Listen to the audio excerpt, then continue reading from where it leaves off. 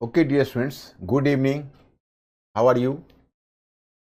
Today, we are going across the topic nationalism, and the specific topic is socio-religious reform movement of 19th century means Indian nation. हम लोग 19वीं सदी में topic पर हैं, आधुनिक राष्ट्रवाद का उद्भव. कल हम लोगों ने हाफ टॉपिक फिनिश किया. We have finished the half of the topic and tomorrow I have to finish this topic. Apart from that, I have to deal with certain questions as well. Which questions, and particularly you can say in the MCQ questions, I have been confident about you people because you people are brilliant enough to answer the questions. Today I have brought some questions.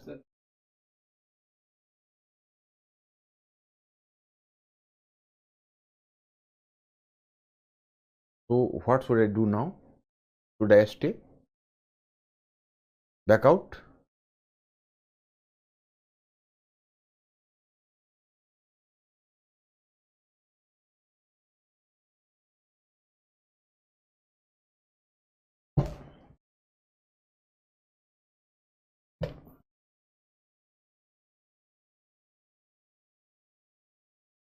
Okay. Okay, dear students, once again, good evening. Sometime due to some technical fault, I am compelled to wait for the right moment. So we have entered into the topic like nationalism. But my friends, always I am just imparting you, always I am suggesting you, don't neglect the integrated approach. You have not to move from topic to topic as a straight topic, but you have to take the whole modern history as an organic whole. मतलब हम आपको हमेशा यही अनुरोध करते और करते रहेंगे जब तक आप मेरी बात को नहीं मान लेते कि आपको विभिन्न टॉपिक के बीच आपस में तालमेल बनाकर उसमें एक एकीकृत दृष्टिकोण डेवलप करना है. मॉडर्न हिस्ट्री को हम वाटर टाइट कंपार्टमेंट में नहीं बांट सकते कि ये हिस्ट्री ऑफ 18th सेंचुरी है, ये कॉलोनियलिज्म है, ये नेशनलिज्म है और ये पोस्ट इंडिपेंडेंस एरा है. All are in continuation with each other. So it is just an organic whole and we have to treat the whole modern history as an organic whole. So now my friends, in MCQ question you have developed the expertise enough to deal with the questions, but I am particularly careful about the long questions, that is descriptive type of questions. So as I have promised you earlier and yesterday, on Friday I will do the specific work on the question writing. मतलब अगले शुक्रवार को मैं question writing पर विशेष काम करूंगा क्योंकि कल आप में से कुछ लोगों ने विशेष रूप से अनुरोध किया था. और फिर मैं MCQ का 5 क्वेश्चंस लेकर आ रहा हूं and the questions are relatively easy, so you can very well deal with the questions, no problem for you people. Which of the following was were the causes of religious reform movements of 19th century in India? Point 1, influence of Western education, and point number 2, influence of Western liberal ideology. Be fast, my friends.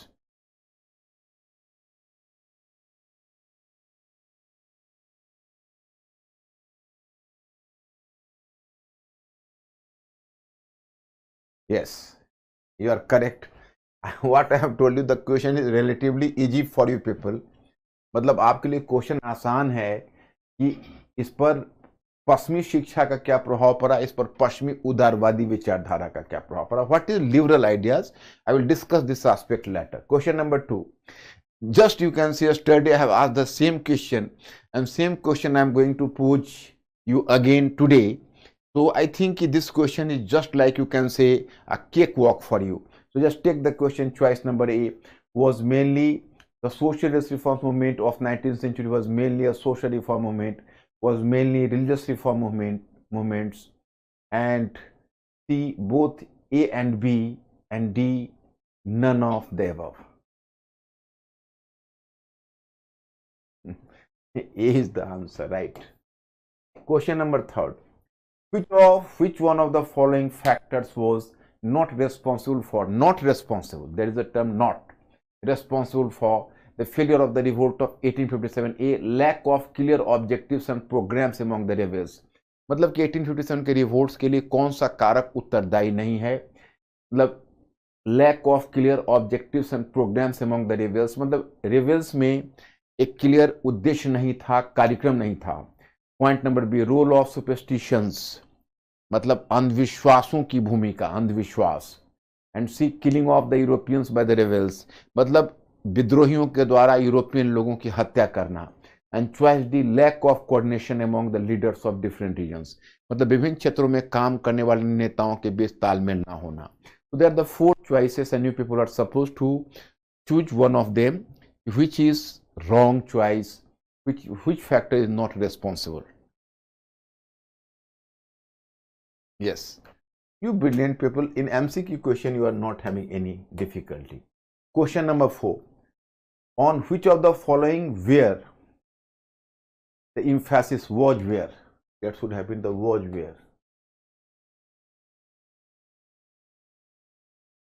where the emphasis of Indian Renaissance.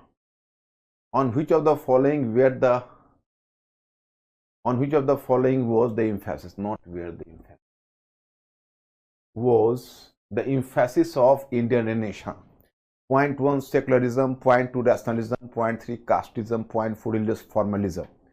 मतलब आपसे question पूछा जा रहा है कि इनमें से किस पर भारतीय पुनर्जागरण का इम्फेसिस, यानी भारतीय पुनर्जागरण का बल निम्नलिखित में किस पर था। पॉइंट 1 है धर्मनिरपेक्षता, पॉइंट 2 है तर्कवाद, पॉइंट 3 है जातिवाद और पॉइंट 4 है रिलीजियस फॉर्मलिज्म, यानी धार्मिक आडंबर।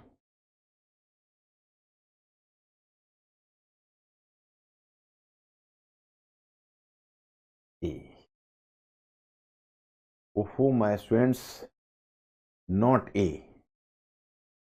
Choice number C is the correct answer. I have not used the term religious universalism. Yesterday, I think you people may be a bit confused with the term religious universalism, but I have not used the term religious universalism. Rather, I have used the term religious formalism, not universalism. So that is, you can say, formalism का मतलब है आडंबर और universalism का मतलब है धार्मिक सार्वभौमवाद। So here you can say this is the wrong choice, and even casteism is the wrong choice. Secularism and rationalism is the right choice. So choice number C is the correct answer. यहाँ पर आपको choice number C select करना चाहिए था। Mr. Ankur, have they selected choice C or not? Question number 5, assertion and reasoning. A, the socio-religious reform movements of the 19th century prepared the way for the rise of modern nationalism in India.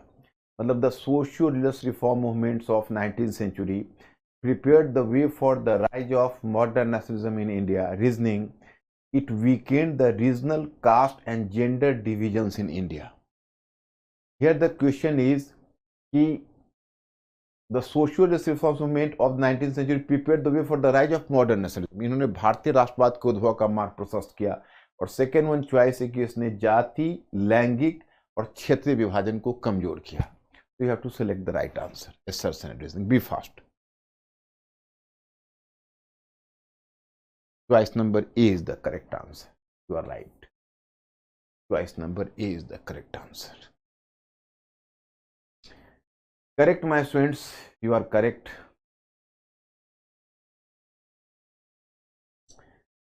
Now I am coming to topic. Yesterday you have dealt with the diagram. So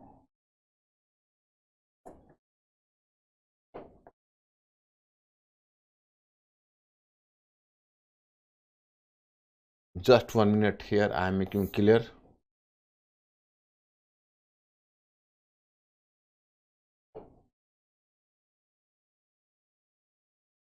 Just 1 minute.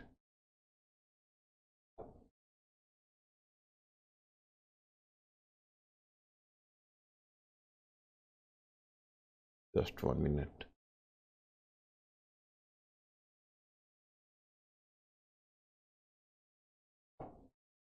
This one.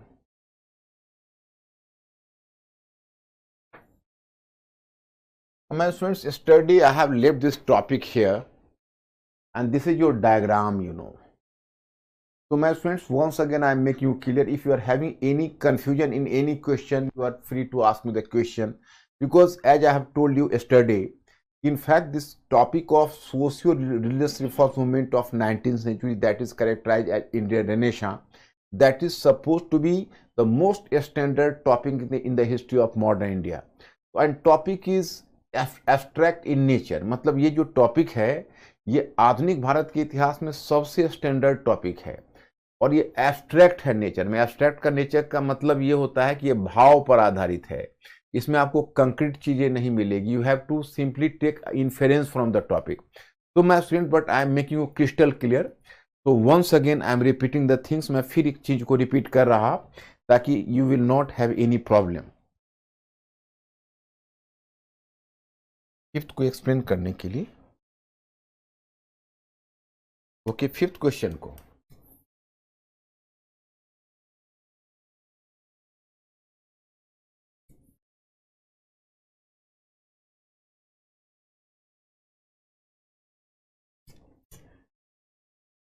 some of you have demanded me to revise the question number 5. So my students, so at the specific demand I have returned once again. So please, even all of you should pay attention to it. Here the assertion is the socio-religious reform movement of 19th century prepared the way for the rise of modern nationalism in India. मतलब आपका question यह है कि 19वीं सदी का जो समाज और धर्म सुधार आंदोलन है उसने आधुनिक राष्ट्रवाद के उद्भव में अपना मार्ग प्रशस्त किया, यानी आधुनिक राष्ट्रवाद के उद्भव को संभव बनाया। रीजनिंग है कि it weakened the regional caste and gender division. मतलब regional caste and gender division you can say, मतलब regional caste and gender divisions in India. मतलब इसने भारत में क्षेत्रीय विभाजन, जाति विभाजन और लैंगिक विभाजन को कमजोर किया। तो ये भी करेक्ट है और यह भी करेक्ट है, and R is the correct explanation for A. तो the choice number A is obvious. I think there is no question of any doubt in this question, it is beyond doubt. It means my student कि some of you could not correlate and could not make any correlation between the rise of modern nationalism and the socio-religious reform movement of 19th century. Socio-religious reform movement of 19th century is known as Indian Renaissance. So here I am making you clear. Firstly, I am giving the information, otherwise I will forget. Today I have transferred one more PDF to you people, and that is from, do you know, from Indian National Movement, starting from Indian National Congress. So starting from 1885 to 1987, you people may go through it or even not go through it, but tomorrow I will make the conceptual part clear, then you can very well go through it. Now, take it here. I have told you, in fact, this is country or state. Country or state, and country or state means कि this is internally divided. Divided means कि there is the regional division, there is the caste division, there is gender division. In some other countries there may be racial division, there may be, you can say, division between the privileged section of society and non-privileged section of society. मतलब मैंने कहा कि देखो ये राज्य है या देश है, ये आंतरिक। देखो आप इस बात को क्यों नहीं समझ पा रहे हो? देखो ये बहुत क्लियर कट चीजें हैं। I am even speaking in Hindi because I think some of my students who are coming from the English background, so possibly they are not going to be clear. So my students, with your due permission, I am using certain Hindi, so anybody will have difficulty, so I will not, you can say, let anybody face the trouble, because I will just use both the languages simultaneously, so no problem at all. देखो अब जैसे इनको doubt क्यों होता है कि भाई जो 19th सेंचुरी का रिफॉर्म मूवमेंट है उसने नेशनलिज्म के कॉन्सेप्ट को डेवलप किया। पहले आप नेशनलिज्म के कॉन्सेप्ट को समझो। नेशनलिज्म का मतलब होता है, राष्ट्रवाद का मतलब है एक खास क्षेत्र में ये लोग जो रह रहे हैं, एक खास क्षेत्र में रहने वाले लोगों के बीच आपस में एक होने की भावना चाहिए। The people living in a region should develop a feeling of togetherness with each other. They should develop a feeling of association with each other. They should develop a feeling of belonging to each other. If this is the case, then that is called, it is nationalism. But my students, the old model of the old model of, the old model of, you are just observing at the old model of state and the country. अब यहां पर there can be the centralise government, और हो सकता है कि centralise government अपने आप को दावा करे कि हम एक यूनिफाइड एम्पायर हैं, लेकिन इस क्षेत्र में रहने वाले लोगों में आपस में एक होने की भावना होगी, जैसे ब्रिटिश रूल कर रहे हैं। लेकिन हमारा इंडिया डिवाइडेड है। डिवाइडेड क्यों है? रीजनल डिवीजन है, कास्ट डिवीजन है, जेंडर डिवीजन है। ये जो सोशियो रिलीजियस रिफॉर्म्स मूवमेंट हुआ वो क्या है? वो एक तरह का सोशल सर्जरी है। That is a social surgery. तो what will it do? It will just, you can say, try to weaken the division. So then the people will develop a sense of togetherness, a sense of belonging to, a sense of belonging to, and they are going to be converted into a nation. जिस समय वो जो विभाजन है आंतरिक वो कमजोर होगा, तो कमजोर होने पर लोगों में एक होने की भावना आएगी और फिर वो राष्ट्र बनेगा। यही चीज तो मैं बार बार आपको कल से समझा रहा हूं। ये क्वेश्चन में तो बिल्कुल एसर्शन में वही है कि भाई देखिए ये जो सोशल रिफॉर्म्स मूवमेंट है, तो that created the situation of the rise of modern nationalism as it weakened the social division, the gender division and regional division. तो obviously it can develop a sense of togetherness. तो my students, are you clear? Mister Ankur, any problem? Humanism means कि the growing importance of human being vis-a-vis God. अगर आप ईश्वर के समानांतर मानव के महत्व को बढ़ाते हो तो ह्यूमनिज्म है। अगर आप परलोक की तुलना में इस लोक के महत्व को बढ़ाते हो तो ह्यूमनिज्म है। You are going to underline the significance of this world in relation to other world और other worldliness, so that is humanism. उस संसार के बदले जो हमारे ऊपर संसार पता नहीं है भी या नहीं है, आप इस संसार के महत्व को स्थापित करते हो तो ह्यूमनिज्म है। आप ईश्वर के समानांतर मानव के महत्व को स्थापित करते हो तो ह्यूमनिज्म है। अब you can hear side the example of Shankaracharya. Whenever I will teach you culture, I will make you clear कि शंकराचार्य डिक्लेयर्ड कि ब्रह्म सत्य जगत मिथ्या, कि Brahm is truth and the whole of the universe is simply void, that is illusion, that is maya, nothing, void. So in that case you can say here in the view of Shankaracharya, and you know that this universe does not exist, so he is having a sense of otherworldliness. So this is the denial of humanism. But yesterday I have given you the burning example of Kamayani and Manu, but still Harshita, you are asking me the question ki what is humanism? Yesterday I have cited the example of Kamayani and Manu and Shraddha.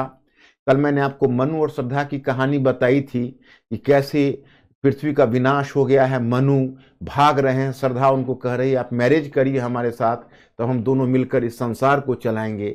Manu भाग रहे हैं, अंत में मनु तैयार होते हैं, तो ये क्रिएशन फिर चलता है। सो that is humanism.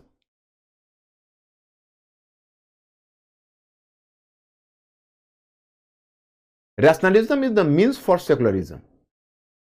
In one sense, all are having some sort of identical meaning, but they are not synonym for each other. Rationalism means Tarkvad and secularism means Dharnirpekshta.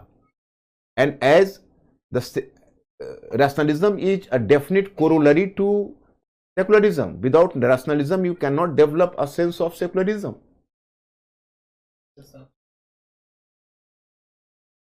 Religious universalism means, in Hindi that is called dharmik sarvabhaumvad. It means कि although you are associated with a particular religious sect, but you are not going to accept the boundary of this sect, and you are just making contact with the other sects as well.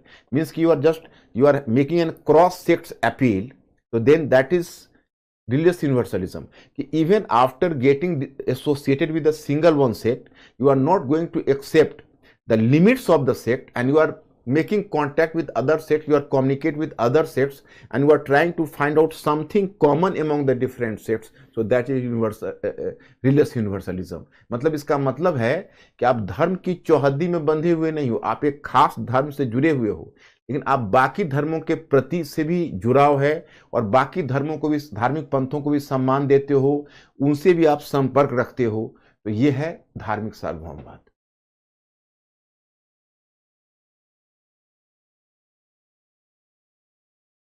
Both are the two different things. Richa, it is just like the things you will just ask me the difference between the shoes and the cap, because both are the two different things. Shoes are, you can say, worn in feet, and you can say this cap is, you can say, put on the head. So the same happens. Communalism means, I will just teach you communalism. Communalism means you are giving excessive emphasis over your religious identity. It is communalism. And what is another? Regionalism means, अब देखो, Richa, what the Richa, Richa, हम आपसे पूछते हैं, एक सवाल करते हैं आप सभी लोगों से। मैं आपसे पूछूं कि आप कौन हो, तो तुम कहो कि मैं बिहारी हूं, यूपीआईट हूं, या कहो मैं पंजाबी हूं और बंगाली हूं, तो इसका मतलब है आप रीजनलिस्ट हो। I am just going to ask you the question, who are you? You will reply, I am a Bihari, I am a Punjabi, proudly, I am a Bengali. तो then you are a regionalist. Why? It is due to the fact that you are having so many identities. You are having, a religious identity, you are having a social identity. You may be a graduate or postgraduate, you may belong to this sect or that sect, you may belong to this community or that community, you may belong to, this political organization or that political organization. You may belong to this social organization or that social organization, but denying all your other identities, you have given the primacy to a single identity of your region. So you are a regionalist. This is regionalism. I am asking you, who are you? You will tell I am a Brahmin or I am a Rajput. Then you are a casteist, because you have denied other identity, or simply you have given the emphasis over a single identity, and that is your caste identity. So you are definitely, you can say, you are a casteist. मतलब आपसे पूछा जाए आप कौन हो, आप कहोगे मैं ब्राह्मण हूं या मैं राजपूत हूं, तो इसका मतलब है कि आप एक जातिवादी हो, क्योंकि आपने बाकी पहचानों को तो अस्वीकार कर दिया। और भी तो आपके आइडेंटिटीज थे। आपने क्यों नहीं कहा कि मैं एक बंगाली पंजाबी हूं, या मैं एक इस पॉलिटिकल ऑर्गेनाइजेशन का हूं, या मैं ग्रेजुएट हूं या पोस्ट ग्रेजुएट हूं। आपने सीधा कह दिया कि मैं ब्राह्मण हूं या मैं राजपूत हूं, तो इसका मतलब है आप कास्टिस्ट हैं। Likewise, if someone is making the claim, who are you? He will tell, I am a Hindu or I am a Muslim. Then you are a communal. This is the difference.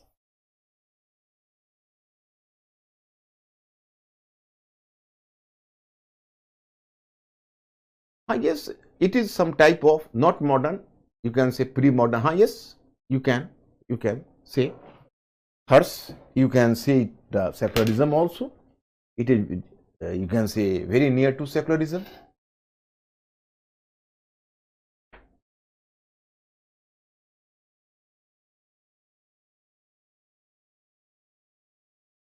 Now, once again, I am coming to this point.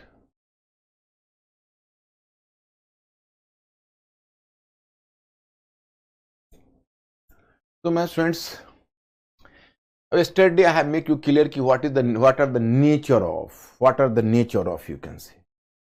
So, nature of, you can say, this nature or features of the socio-religious reforms movement of 19th century. I am using the same term, what you know as Indian Renaissance. So we are using the term Indian Renaissance for the socio-religious reforms movement or Indian Renaissance. Both are one and the same. There is no difference between the two. So I as the first one explanation, my students, I have given this term impact versus reaction schema. For example, through English language or through English education, a group of Indians came in touch with the Western ideas. With the support of English education, a group of Indians came in touch with Western ideas, and then after coming in touch with Western ideas, they were getting widely influenced by Western ideas. Widely influenced by Western ideas for the fact, because in Western ideas they can confront the very lofty ideologies like liberty, equality and fraternity. So they would be influenced. But very soon they will realize the arrogance of the Western scholars who just try to disgrace our society and our civilization as the decadent society and as declining civilization, so that will create some sort of reaction in us, and out of reaction we are just returning to our own past and culture and try to explore something good, something better, something you can say worth assimilating from our own culture, for our own past. So that is, you know, Indian element. So that is you can से reaction. मतलब मैं इसको हिंदी में बता देता हूं. पहले क्या होता है कि हम अंग्रेजी भाषा के माध्यम से कुछ भारतीयों का एक समूह, भारतीय बुद्धिजीवियों का एक समूह पश्चिमी विचारधारा के संपर्क में आता है, और जब वो पश्चिमी विचारधारा के संपर्क में आता है तो उसमें बहुत अच्छी अच्छी आइडियोलॉजी मिलती है, लिबर्टी, इक्वलिटी, फ्रेटर्निटी, यानी स्वतंत्रता, समानता और बंधुत्व. बहुत प्रभावित होता है कि क्या चीज इसने कही. फिर देखता है कि जो वेस्टर्न स्कॉलर्स है, जो पश्चिमी बुद्धिजीवी हैं, वो बड़े घमंडी और अहंकारी है. वो अपनी सभ्यता को, अपने सिविलाइजेशन को तो बहुत सुपीरियर मानते हैं, लेकिन हमारे जो सिविलाइजेशन उसको इंफीरियर कहते हैं. कहते हैं कि भाई इनका समाज पिछड़ा हुआ है, इनकी सभ्यता बहुत पिछड़ी हुई है, ये बहुत बर्बर है, असभ्य हैं. तो हमारे मन में प्रतिक्रिया होती है. फिर हम अपनी संस्कृति से भी कुछ अच्छी बातों को उद्घाटित कर पता करने की कोशिश करते हैं, और फिर दिखाने की कोशिश करते हैं, देखो भाई हमारे वैदिक काल में भी ऐसा ही बढ़िया था, आप गलत बता रहे हो, you are wrong.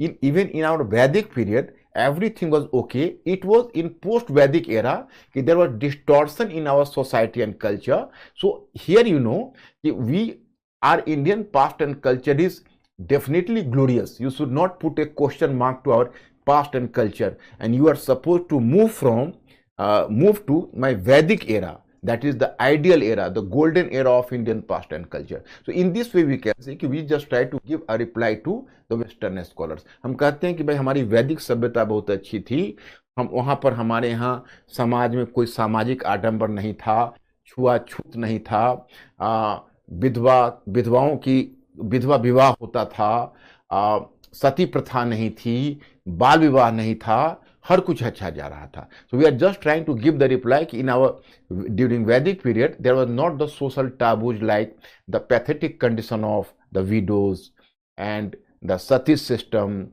the infant marriage or child marriage. Such social evils didn't exist during the Vedic period. So it is on this basis we are just trying to give a reply to the Western thinkers. So this is called impact versus reaction schema. Can I believe that my students, you people have been clear about this impact versus reaction schema or not? Even in my study material I have just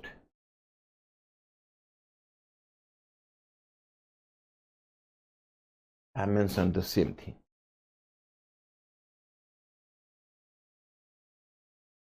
Nature, influence of both Western philosophy and here you can see characteristic of the social impact versus reaction due to English. Although the Indian Renaissance began under the influence of Western ideas, but in future it posed a challenge to Western ideas itself. I have also given this point to you people.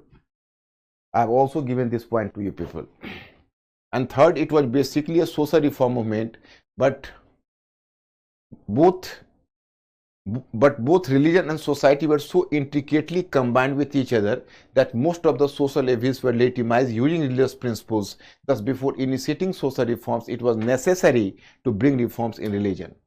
And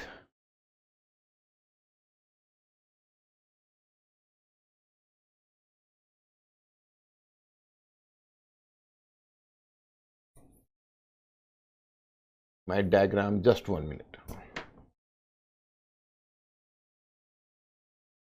So my students, here the point number 1 is clear. Can you believe, can I make you clear कि impact versus reaction schema is crystal clear? You are not having any difficulty. Ankur, everybody, are you okay for the point number 1? No problem. Then primarily it was a social movement. Here I have to make you clear that basically it was characterized as the socio-religious reform movement. Okay, but basically everybody is okay, but basically it was a social movement. मतलब इसको समाज एवं धर्म सुधार आंदोलन तो कहा जाता है, लेकिन ये समाज आंदोलन अधिक था.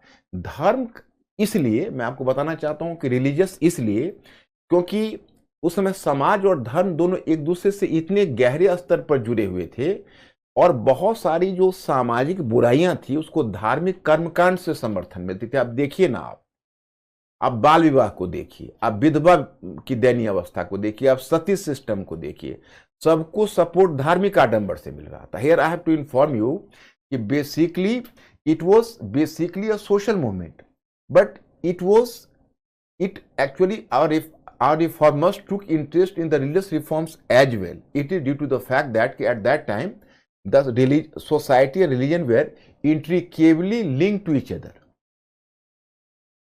Without making reforms in the religious field, you cannot bring reforms in society, because for most of the social taboos, even the religious ritualism were accountable and they were taking support from some scriptures. Scriptures were giving the support for different sorts of social taboos.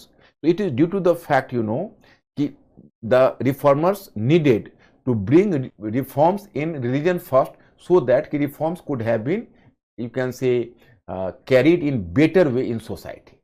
इसलिए ये दूसरा वाला point भी तुम लोग समझ गए होगे। अगर आपको किसी को दिक्कत हो तो आप बोलिए, मुझे नहीं लगता आपको परेशानी होगी, क्योंकि एक मुख्य रूप से समाज में सुधार किए धर्म में सुधार किए बिना आप समाज में सुधार नहीं ला सकते थे। थर्ड है, it originated as western influence but once started it give challenge to western ideas as well.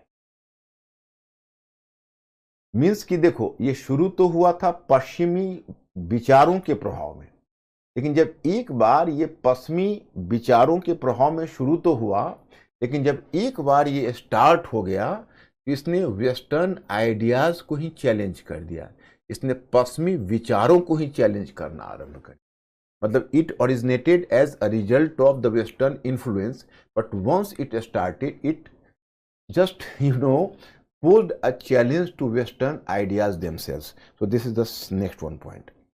Now this one.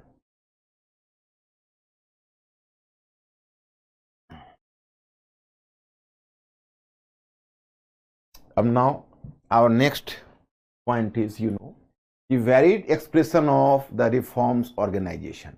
The varied expression of the reforms organization, here I have to make you clear, excessive westernized nature, young Bengal movement. You can see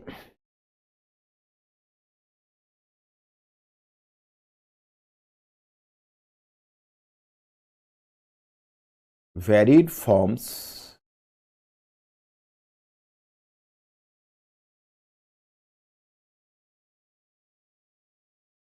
varied expression of the reforms organization.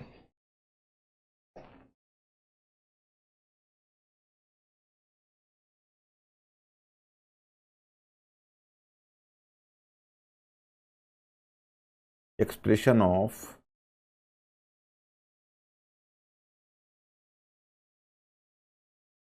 the reform organization. My students, here you have to take notice of the one important thing. यहाँ पर आपको एक विशेष चीज को notice करना पड़ेगा। देखो, इसमें 3 फीचर्स होगा। You have to find out the 3 features. First one is excessive westernized approach.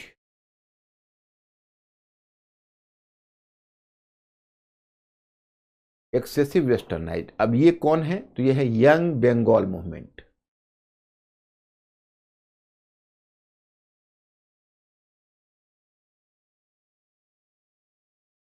What is the problem with the young Bengal movement? Here I have to make you clear that the organizer of the young Bengal movement was Henry Vivian Derrida.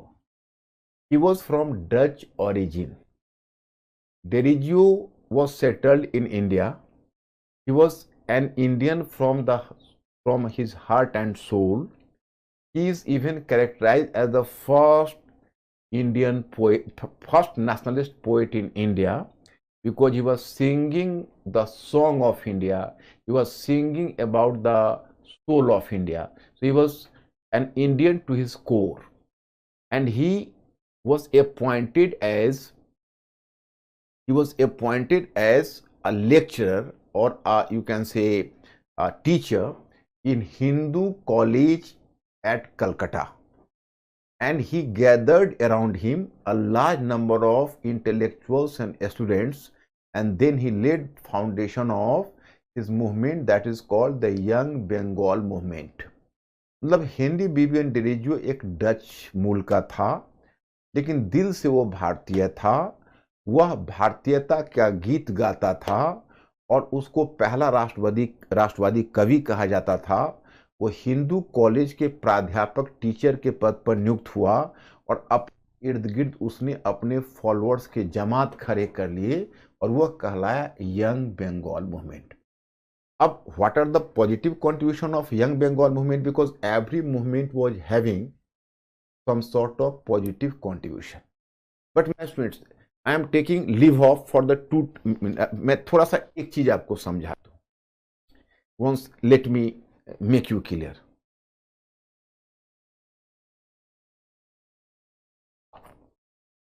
Just 1 minute. Let me one thing clear. Then I am coming to this point. Once again, I will return. You should not get confused. And at every turn, I will ask you the question whether you are clear or not. If not clear, I will once again help you. What I have told you, this topic is the abstract topic, but you people will try. This is not a difficult task. Just 1 minute. Dekho. In all the reforms organization, there are the two type of reforms, you know. One is the religious reforms.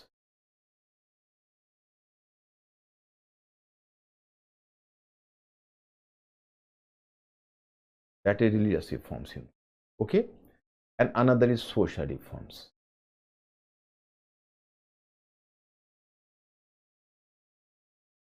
तो दो तरह के सुधार आप देखोगे, एक देखोगे धार्मिक सुधार, दूसरा सामाजिक सुधार। देखो ये जो रिलीजियस रिफॉर्म्स है, you will realize one thing कि the crux of religious reforms is what, that is monotheism.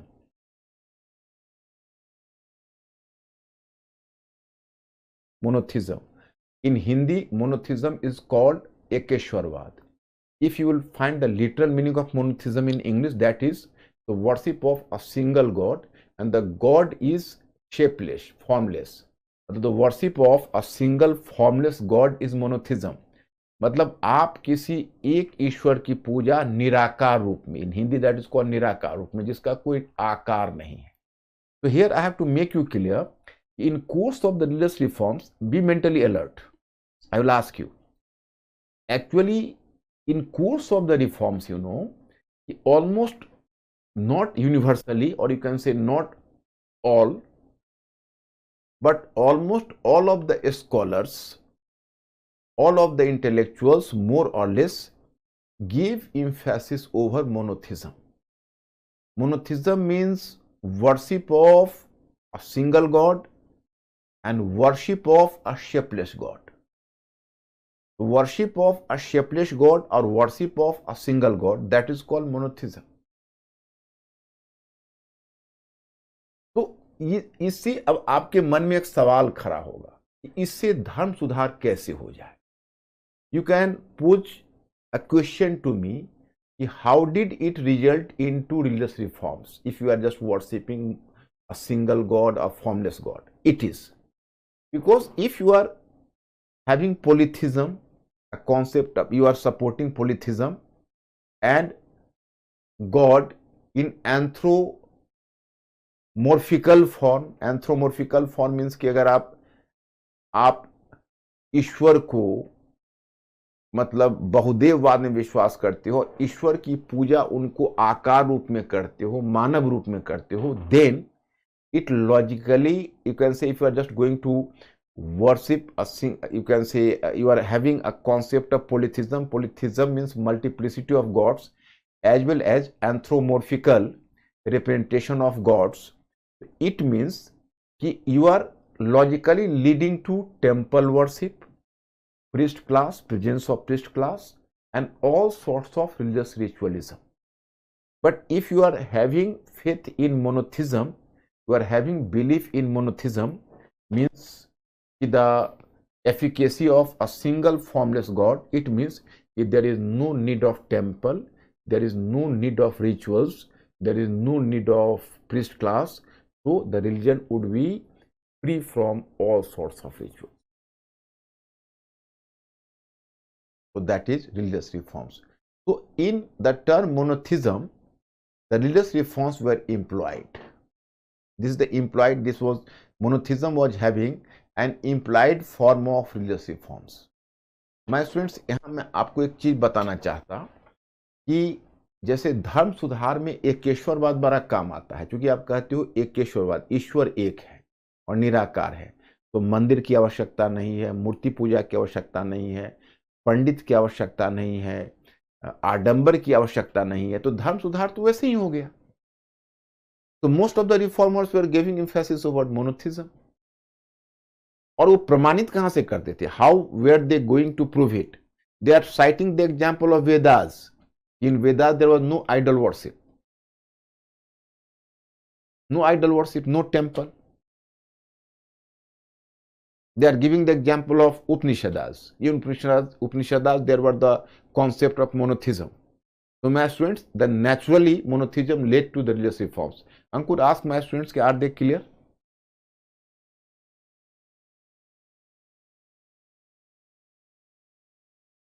Once my students, please give some hint. Are you clear about religious reforms?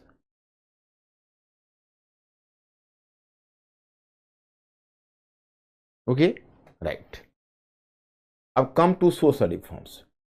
So the social reforms, you can say that is called social evil.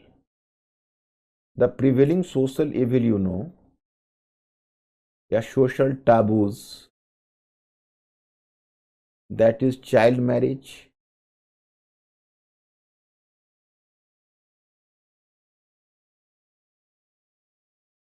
okay. Then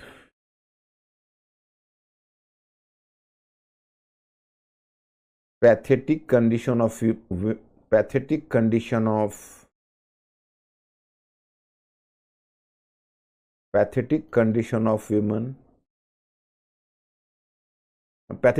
of widows,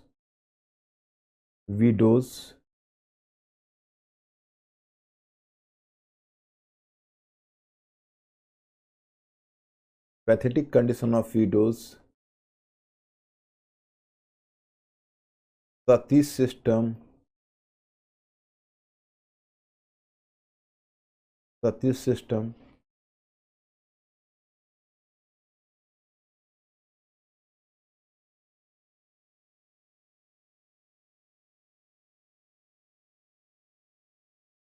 lack of education,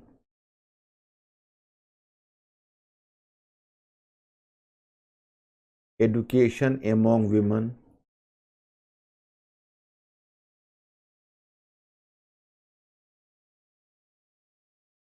caste division,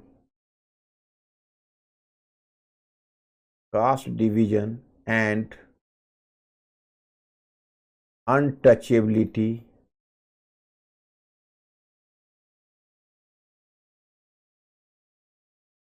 caste division and untouchability. So these were the social taboos. 1, 2, 3, 4, 5. Most of the, you can say, problems and most of the taboos were associated with women.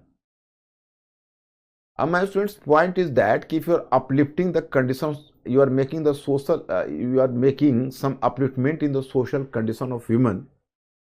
So that is naturally leading to the other sorts of social evils. For example, if women were given the education, so that may affect the problem of child marriage, because if the mother is uneducated, she does not understand the efficacy of the marriage at the higher age, so she supports the child marriage herself.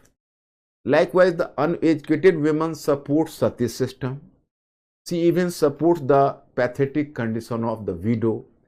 तो मतलब है कि अगर आप महिला को पढ़ा देते हैं तो बाकी जो बाल विवाह जैसी है या जो महिलाओं की विडो की बुरी हालत है या सती सिस्टम जैसी बुराई है खुद कम हो जाएगी, कम होने लगेगी.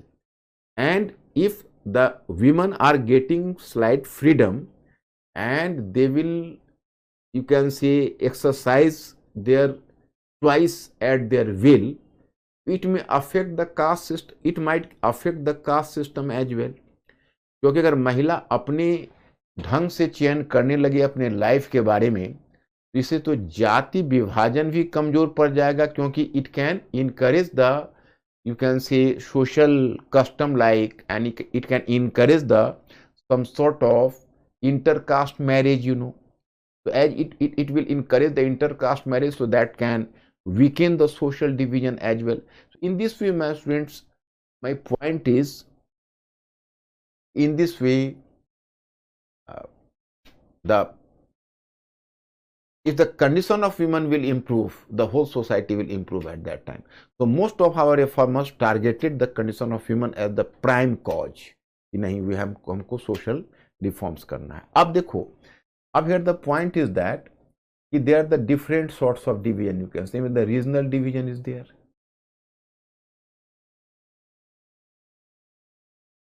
अब just let me make one thing clear. अब देखो, here I have told you the social reforms and religious reforms, but behind that what is working? Behind that working rationalism,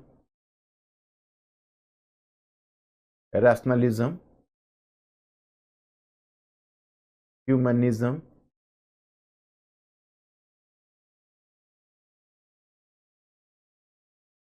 humanism, these are the major two factors. Apart from that, there can be other factors like secularism, etc., or even you can say religious universalism, or whatever name you can give, individualism. So all are going to affect the reforms, the religious reforms and social reforms. Then once again, अब you can say the same rationalism is just going to affect the regional division as well. So there is the regional division was weakened. The intellectuals from different regions could make a contact with each other, and when the reforms were going on, so you can say journals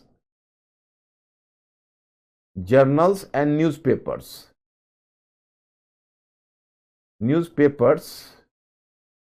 as well as books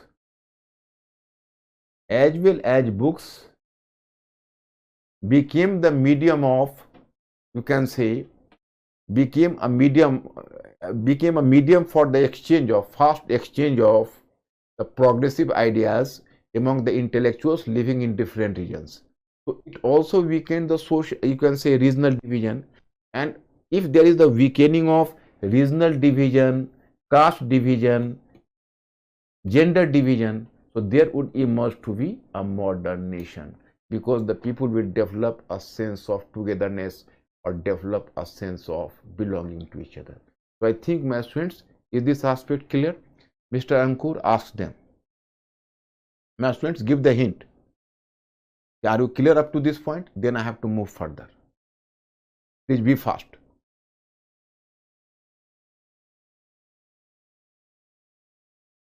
Please be fast, my students. So far what I have taught you. मतलब हमने कहा कि जैसे देखो, अब ये तर्कवाद आता है,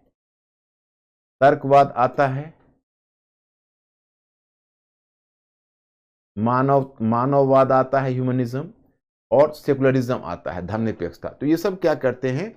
ये सब एक सुधार की चेतना को बल देते हैं. सुधार की चेतना से धर्म में सुधार होता है, समाज में सुधार होता है, और जब सुधार होता है तो लोगों में एक होने की भावना आती है, तो फिर आधुनिक राष्ट्र का विकास होता है. रीजनलिज्म कमजोर होता है, क्षेत्रवाद, जातिवाद कमजोर होता है, लैंगिक विभाजन कमजोर होता है. Mister Ankur,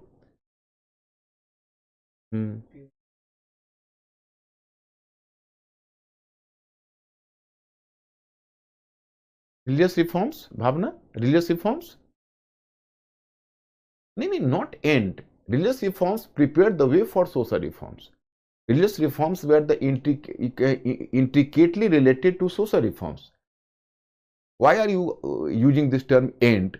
Religious reforms are not ending social reforms, rather it is encouraging social reforms. Bhavna?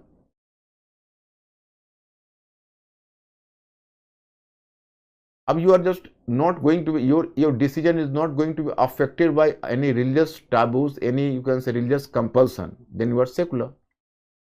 If you are going to take decision on the basis of your rational ideas but not on the influence of religion, you are secular.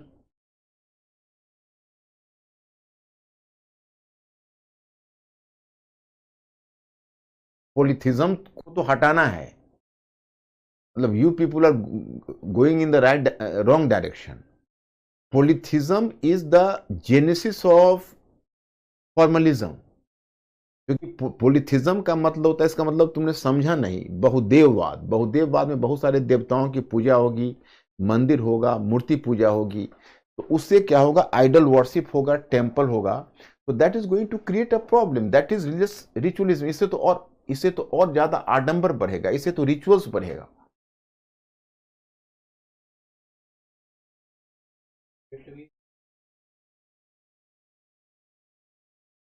या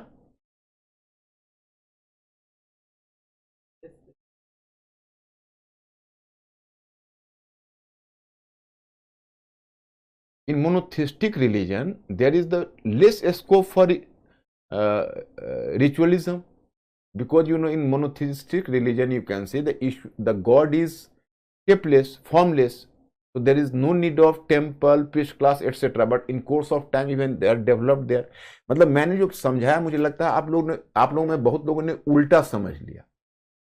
आप इसको बहुत clear cut समझिए, मुझे लगता है कि शायद अंग्रेजी भाषा का प्रॉब्लम है। मैं आपको फिर क्लियर करता हूं। देखिए, जब आप मोनोथिज्म का मतलब होता है एक ईश्वर की पूजा, उस ईश्वर का कोई आकार नहीं होता। जब ईश्वर का आकार नहीं होगा तो मंदिर नहीं बनेगा, कोई पुरोहित वर्ग स्थापित नहीं होगा, कोई अनुष्ठान नहीं होगा, तो धर्म खुद ही सुधार हो जाएगा। तो आई एम ऑलवेज एम्फसाइजिंग कि monotheism logically leads to religious reforms, and most of the reformers just pleaded for monotheism with the objective of cleansing the religion. For example, I can cite the example of Brahm Samaj. In case of Brahm Samaj, what was done by Raja Ram Mohan Roy? Raja Ram Mohan Roy, what was the objective of Raja Ram Mohan Roy? Objective was to purify Hinduism and to promote monotheism. So most of the reformers, they are non-Saraswati. They just, you can say, supported monotheism. Why? Because monotheism, and they were citing the example from Vedas. Although in Vedas there was no monotheism, polytheism was there, but there was shapeless God. So Dayananda Saraswati didn't advocate directly for monotheism, but he just advocated for the shapeless, formless God. The God is not having any form. He cited the example of Vedas that there was no temple, no idol worship, no priest class in Vedas during the Vedic period. Whenever I will teach you culture, then you will be clear. So I think this point is clear. Okay, should I go further up, Mr. Ankur?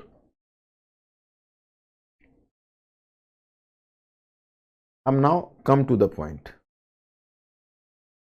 So I have told you that in fact the varied expression of the reform organization, from the matter I have told you, excessive Young Bengal movement.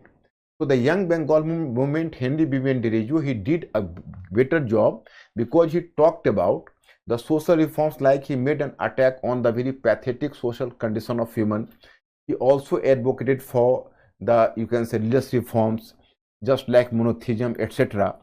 But this Young Bengal movement was having one weakness. It was too much westernized in its approach, and it just tried to break sharply the relationship with the past. मतलब it tried to break sharply, or it broke sharply the relationship with the past. For example, up the cadres from the, you can say, reformers from Young Bengal movement prefer to take beef publicly. They were taking beef, and they were taking the, you can say, taking the wine publicly, and they preferred to Madam Kali, you can say, Mata Kali is the part of the culture of Bengali culture in Bengali society. But this, you can say, leaders from this young Bengal movement even used to address goddess Kali as Madam Kali. So they were not accepted in Bengali society. It was the basic problem. Actually उनके साथ क्या दिक्कत थी कि reforms तो किया, इनका approach भी सेकुलर है, ये समाज सुधार की बात करते हैं, धर्म सुधार की बात करते हैं, तो बातें तो बड़ी अच्छी अच्छी करते हैं और कोशिश भी की, लेकिन ये चाहते हैं कि हम इंडियन पास्ट एंड कल्चर से कोई रिलेशन ना रखें और कंप्लीटली वेस्टर्नाइज कर दे। अब बताइए, बीफ खाना इंडिया में तो एक्सेप्टेबल नहीं होगा, पब्लिकली वाइन पी रहे हैं। अब वहाँ पर क्या है कि माता काली हैं, जो वहाँ के संस्कृत, वहाँ के बंगाली समाज में इतना उनका आदर है, इतना रेस्पेक्ट है, और उसको मैडम काली बोल रही है, तो ऐसी स्थिति में इनको एक्सेप्टेंस नहीं मिला। तो एक तो ट्रेंड यंग बंगाल मूवमेंट का, which I have just reflected and you people may be familiar with young Bengal movement. The second one is, here the features is the balance between traditionalism and westernization. So here you will find balance.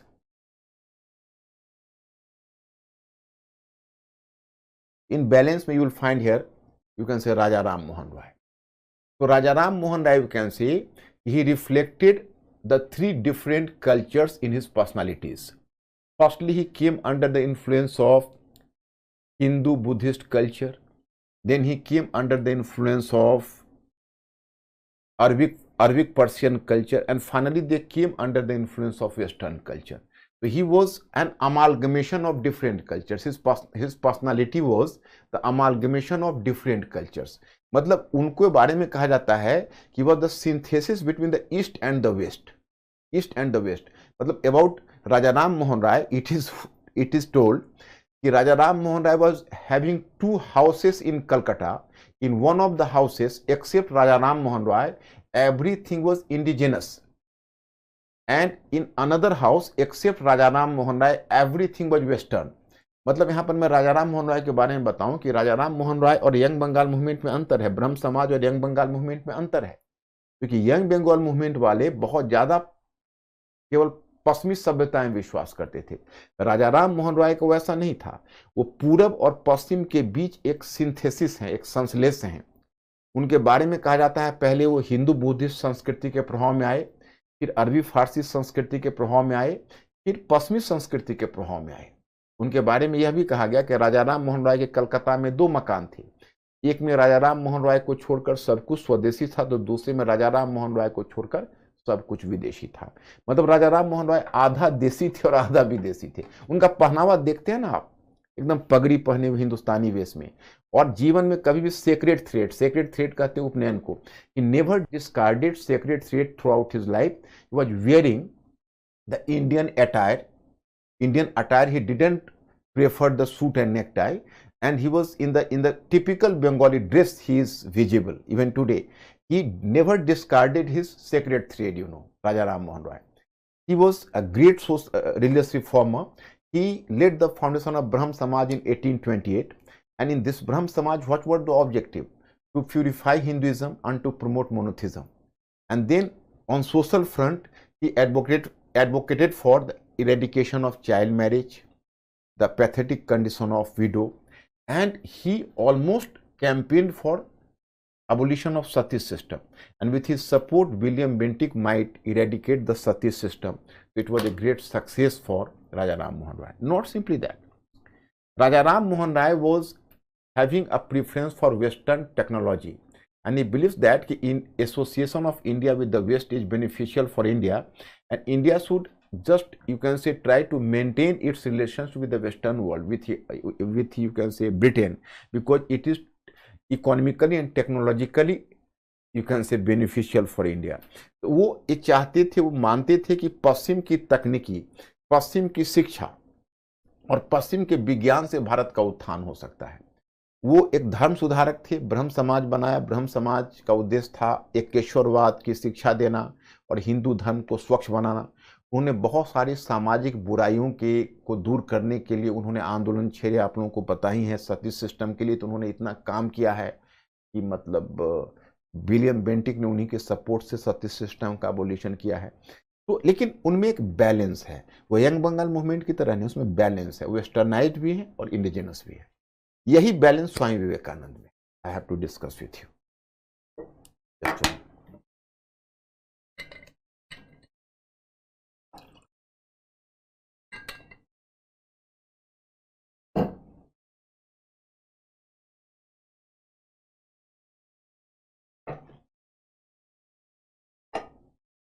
You will find the same balance in Swami Vivekananda. He was a saint, but he was a nationalist saint. My friends, you will go through my study material from Swami Vivekananda. So 1 and 2 points would be a bit complicated for you people. So here I have to make you clear. Better, I have to make you familiar with Swami Vivekananda, so that otherwise you may go through it, you will find difficulty.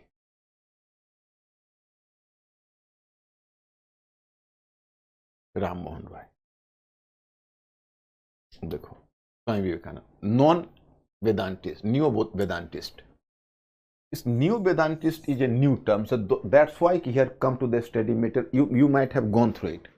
Swami Vivekananda was called neo Vedantist because on one hand he highlighted universal relevance of the Vedantic philosophy, on the other he interpreted it according to the needs of the modern times. The Vedantic philosophy preached by Swami is considered as practical Vedanta, or isko even practical, you can use the term pragmatic. It is the better word, pragmatic Vedanta, because he professed that the God was present in the exploited and depressed people. In this context, he is hailed as Daridra Narayan. Daridra Narayan. Daridra Narayan means insolvent people. Daridra. In Hindi, in Sanskrit, there is a term Daridra, means insolvent. Insolvent people. Daridra Narayan. What is this? Here I have to make you clear. You should not get confused. देखिए, will you allow me to speak in Hindi because some of the students will be clear. Then once again I will repeat in English. देखो, अब ये समझाना मेरे लिए मुश्किल होगा. क्यों? क्योंकि आप लोग अभी वेदांता फिलॉसफी नहीं जानते, और वेदांता फिलॉसफी मैं आपको पढ़ाऊंगा कल्चर वाले पार्ट में, जब मैं कल्चर पढ़ाऊंगा.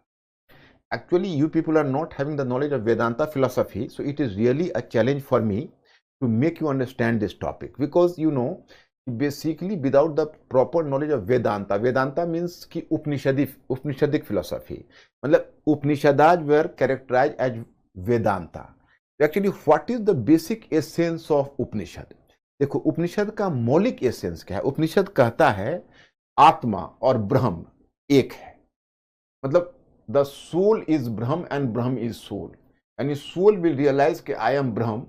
He is going to be free from all sorts of worldly pulls and he gets salvation. मतलब आत्मा को जब इस बात का मतलब एहसास हो जाएगा कि वही ब्रह्म है, तो सारे सांसारिक बंधनों से मुक्त हो जाएगा और वो सीधा ब्रह्म से साक्षात्कार कर लेगा. ये फिलॉसफी की बात है, तो ये थोड़ी मुश्किल है. अब स्वामी विवेकानंद तो एक मॉडर्न थिंकर है, but he was a Vedantist. You might have heard about Swami Vivekananda. Swami Vivekananda even went to Chicago in America, and there he could appear in the religious parliament of the world, and there he could made his presence, not simply made his presence felt, but he also having the credit for winning this, you can say, religious debate among the thinkers and scholars of the world.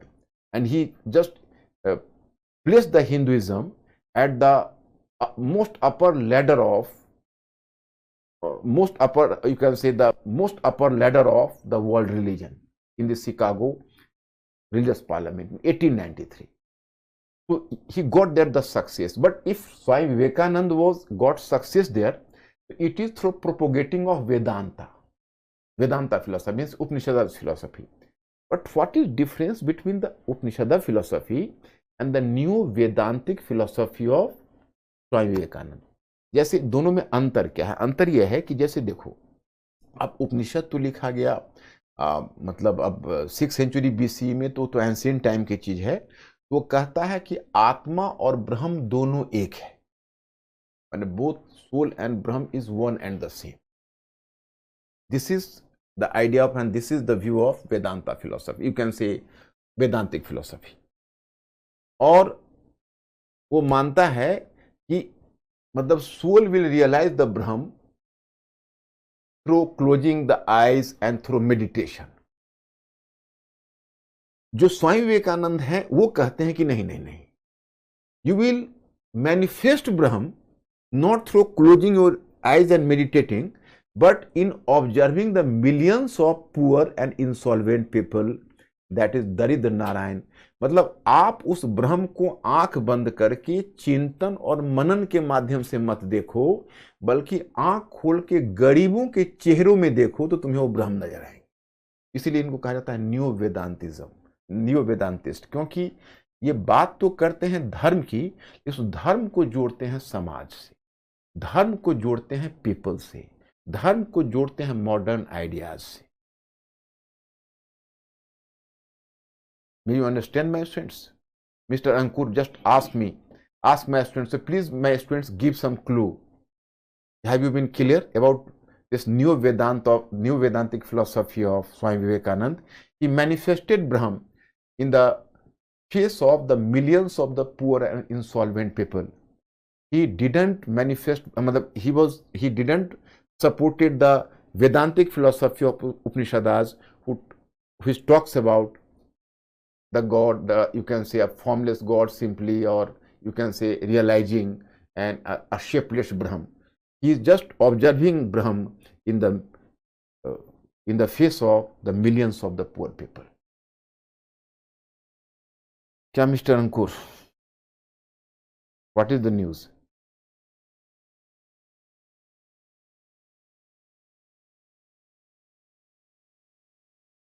Okay. देखो my students, I am seeking pardon from you people as it is philosophical, so it may be a bit difficult and complicated. मैंने पहले ही क्या कहा कि 19th century का जो reform movement है, जब मुझे आपको पढ़ाना था तो पहले ही मेरे हाथ पांव फूल रहे थे, क्योंकि ये टॉपिक थोड़ा सा एब्स्ट्रैक्ट है और उसमें कंक्रीट खोजोगे तो मुश्किलें आती है. इसमें एक क्वेश्चन आपको यूपीएससी में पूछा है जो मैं लास्ट में आपको डिस्कस कर दूंगा, और आई have just already brought the question. तो एक्चुअली देखो एक सिंपल सी बात है, जो वेदांत की फिलॉसफी उपनिषद का, वो कहता है कि आत्मा और ब्रह्म, और वो ब्रह्म को मानता है जो आसमान में है या अज्ञात ब्रह्म के बारे में कहता है. और शंकराचार्य भी और विवेकानंद भी ब्रह्म और आत्मा के साक्षात्कार की बात करते हैं, लेकिन वो कहते हैं कि वो ब्रह्म कहीं आसमान में नहीं ढूंढना पड़ेगा, वो ब्रह्म हम गरीबों के मुख में ढूंढ सकते हैं. We have to find out, we can manifest the Brahm. हम आसमान में या अज्ञात जगह पर आंख बंद करके ना सोचे, आंख खोल कर देखेंगे तो गरीबों के चेहरे पर हमें वो ब्रह्म नजर आएंगे. इसी आधार पर स्वामी विवेकानंद ने कहा था कि all are brothers. Use the term brothers and sisters of Americans, you know. तो he was highly praised by the westerners. उन्होंने कहा कि देखिए, जब हम में भी वही ब्रह्म है, आप में भी वही ब्रह्म है, सब में वही ब्रह्म है, तो हम सब भाई भाई हैं भाई, एक ही ब्रह्म से जुड़े हुए हैं हम सभी लोग. So there should be the unity of the mankind on the basis of the Vedantic philosophy. So this is the basic philosophy of, you can say, Swami Vivekananda. A social reformer the same thing. All the social reformers will talk about the same thing. Then the religious reformer, so obviously you can say whosoever will talk about the religious reforms, they will make attack on the religious ritualism. So I am not going to repeat here. A social thinker ही नहीं, a socialist thinker.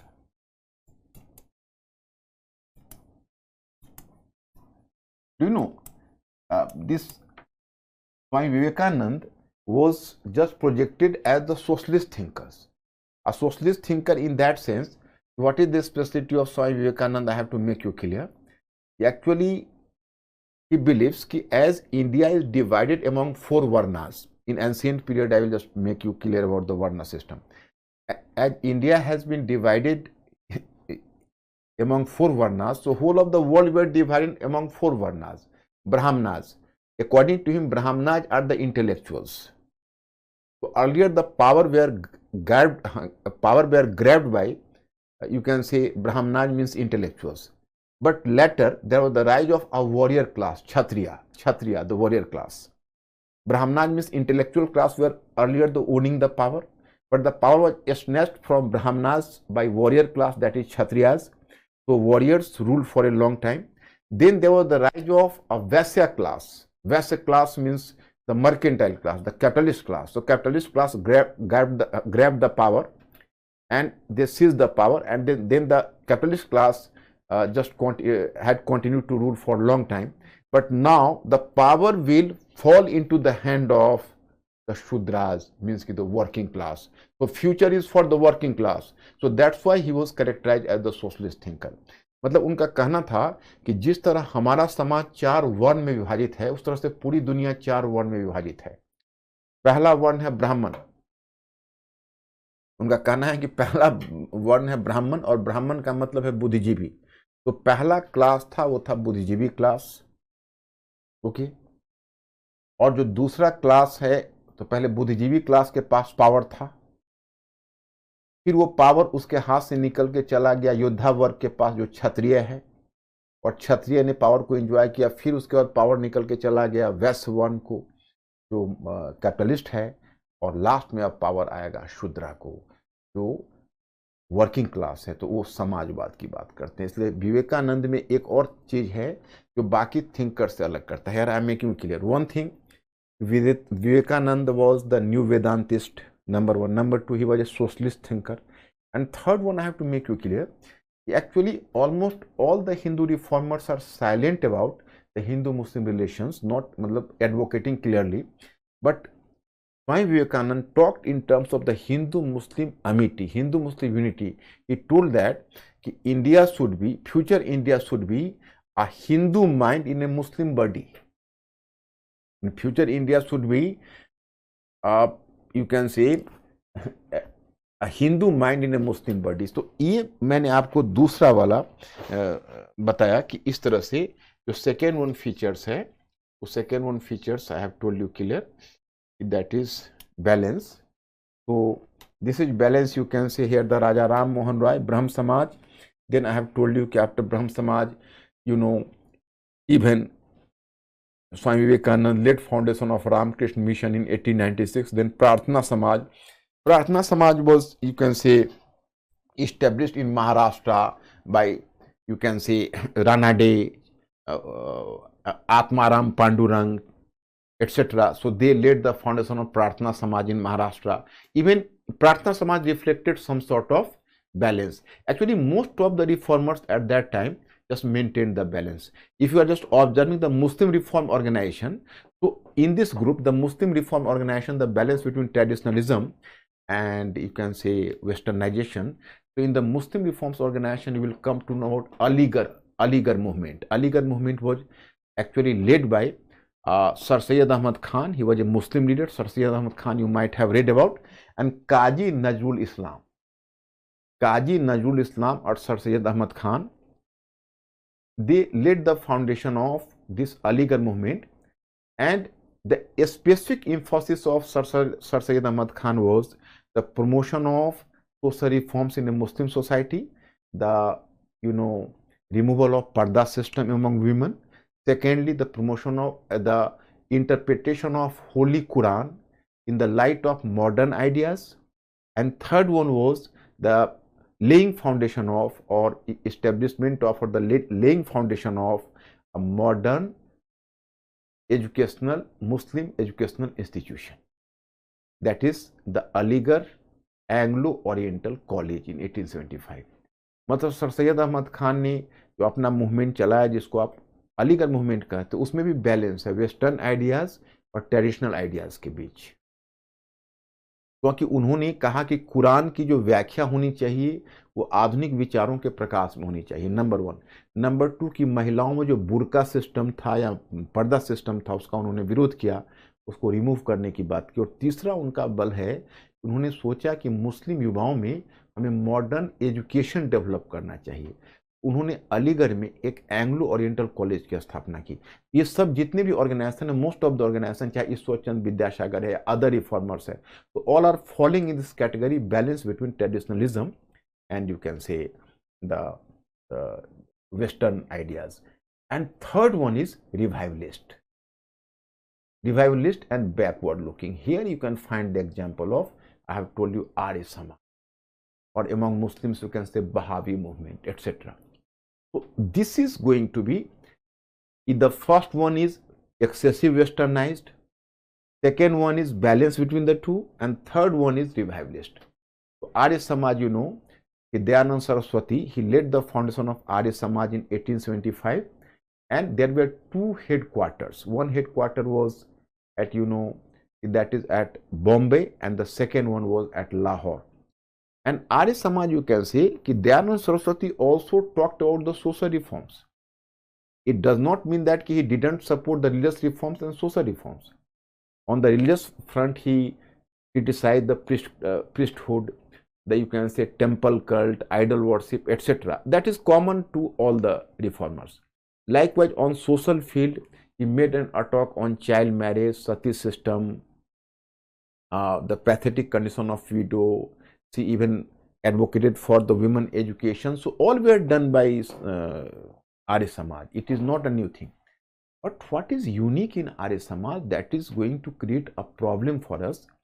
The Arya Samaj basically two things. One thing, he tried to find out the Vedas at the root of all knowledge. When according to him, कि Vedas is the source of all knowledge.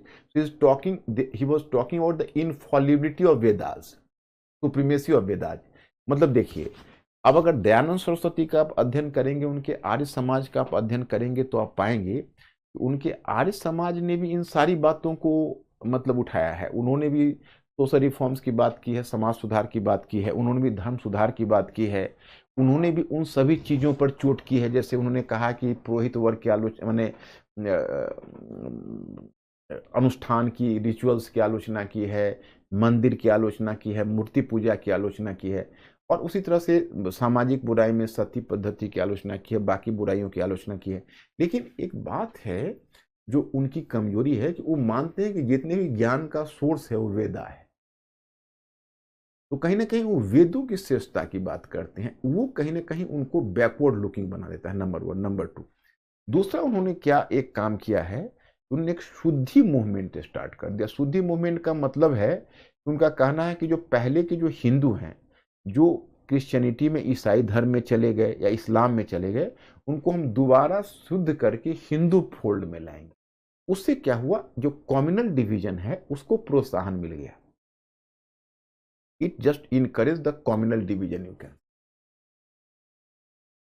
So in this way it was going to affect the communal division. So here I have to make you clear, the one weakness of Arya Samajist movement was it was too much backward looking. It is talking about the infallibility of Vedas, you know. And second one, you can say weakness was it promoted the so-called Shuddhi movement, means ki reconversion to Hinduism from Christianity and Islam.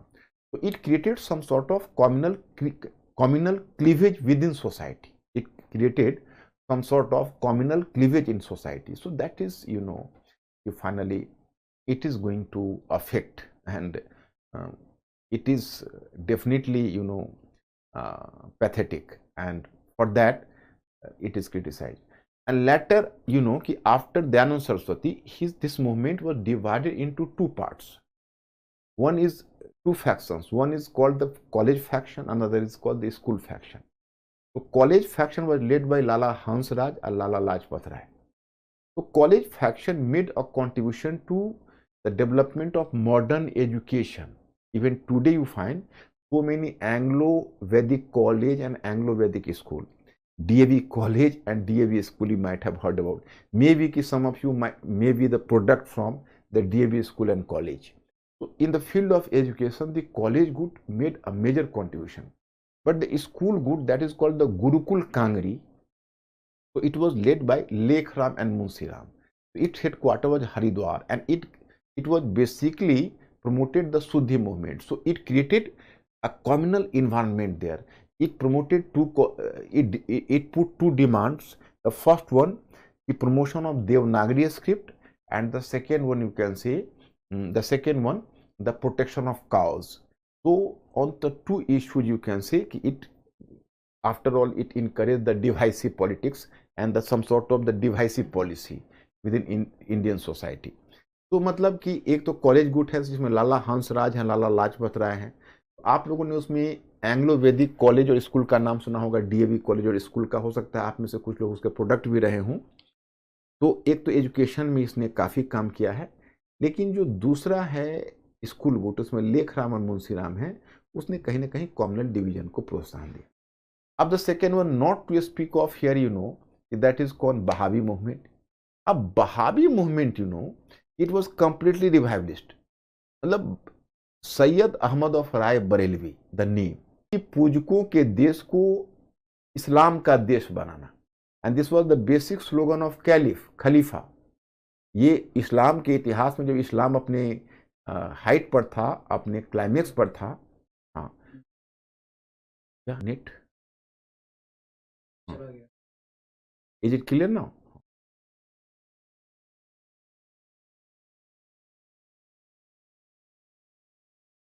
Is it clear?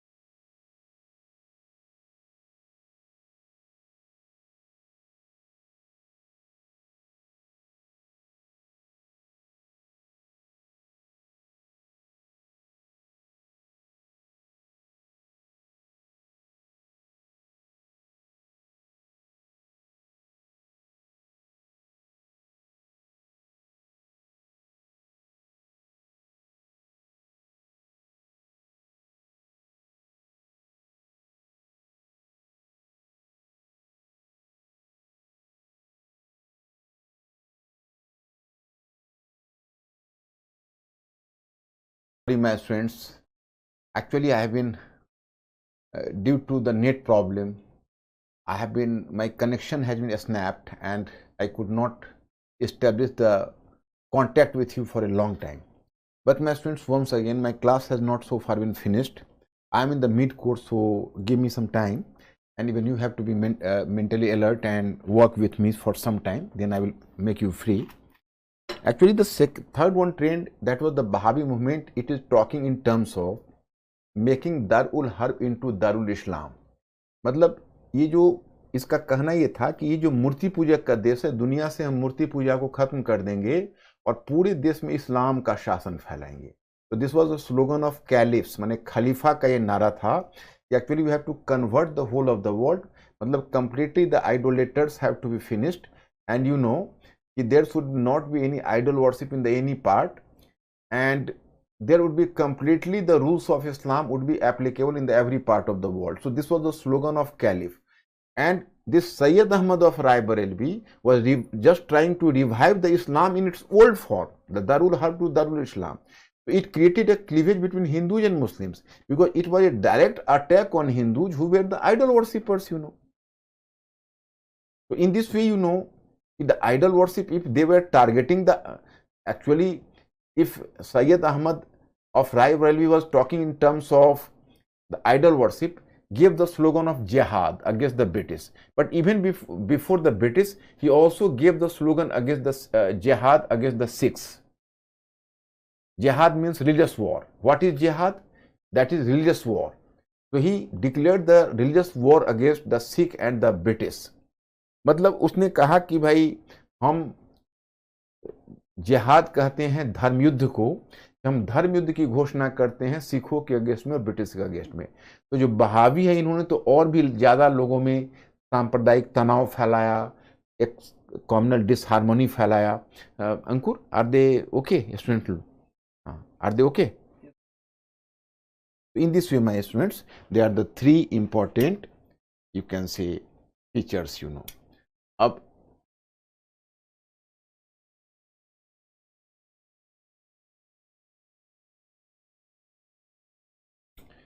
so this point is clear. After that, here I have to discuss with you the lower caste movement. Lower caste movement. What is this? And the women reformers. I am making clear. It is very crystal clear. Earlier, you can say it was the high caste Hindu reformers who initiated the process of social reforms, but they could not make themselves free from the Savarna bias. Savarna means high caste Hindus bias, means that they were getting influenced by their caste identity because they were coming from the Brahmin caste, the higher caste. So on caste front, they could not be radical. They remained to be compromising. They talked about the upliftment of the lower caste, but they did nothing for, you can say, launching any war against the caste division and the caste exploitation.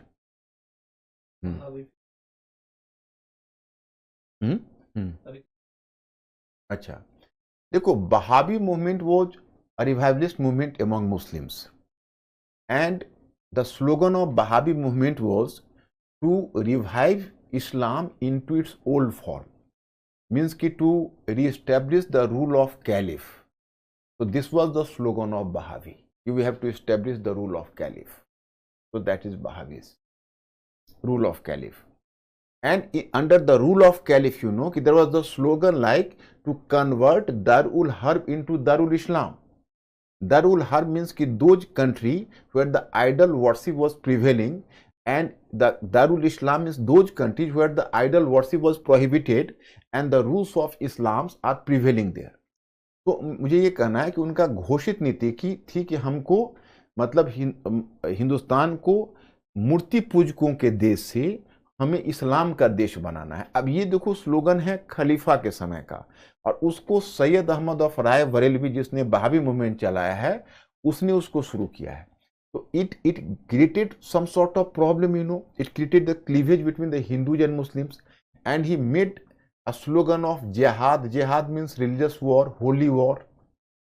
तो उसने जिहाद का नारा दिया, धर्म युद्ध का नारा दिया, and firstly he gave slogan of jihad against Sikh, and then he gave the same slogan against the British.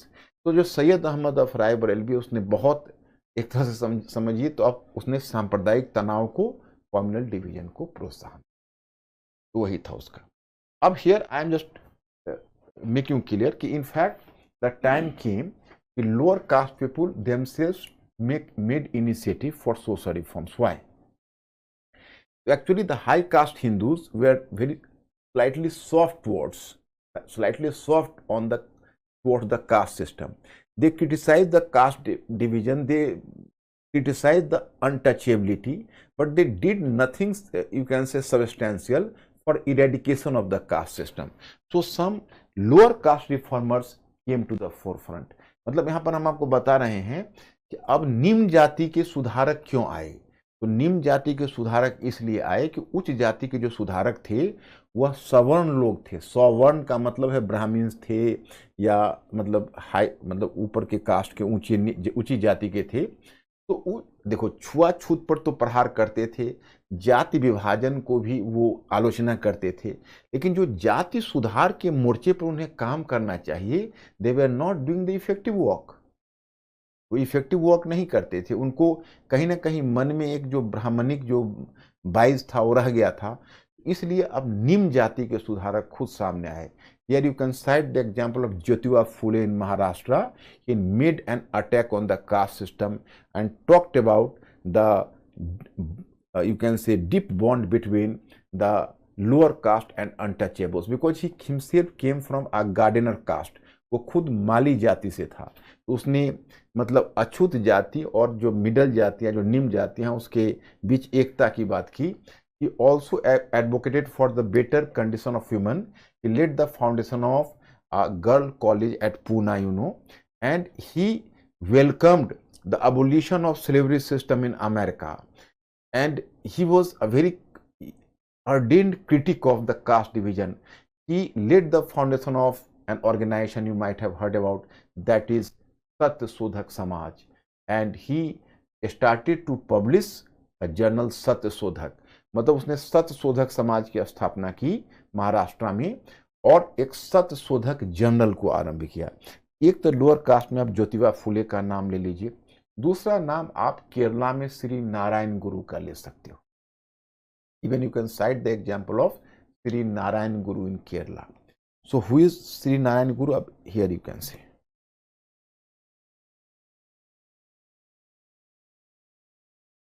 lower caste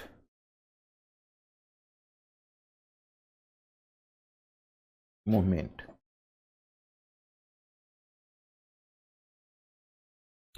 Here you can take the one example of Jyotiba Phule. Jyotiba Phule.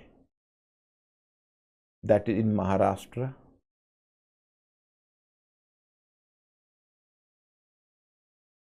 Second one name, Sri Narayan Guru.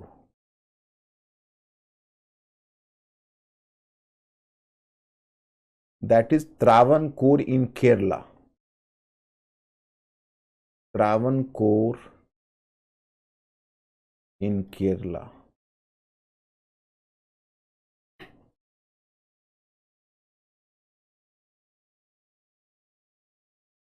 Sri Narayan Guru. Now,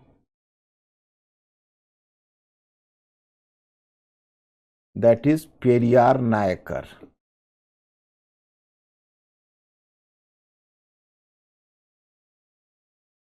Periyar Nayakar from where do you know? From Madras. Periyar Nayakar is from Madras. After Periyar Nayakar, you can cite one more name. What is the name, do you know? That is, one is Gopal Baba Valankar.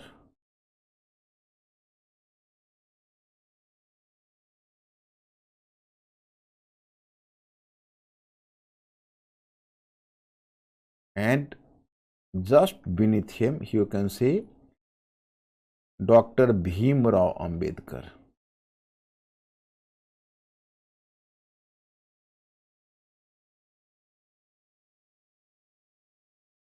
Dr. Bhimrao Ambedkar. These were the reformers, and these were the important reformers of the time. They themselves took the initiative. I have talked about Jyotiba Rao Phule, then Sri Narayan Guru. He belonged to a lower caste. That is in Travancore. The name of the caste was Ijwa. It was the name, a different name, that is called Ijwa caste.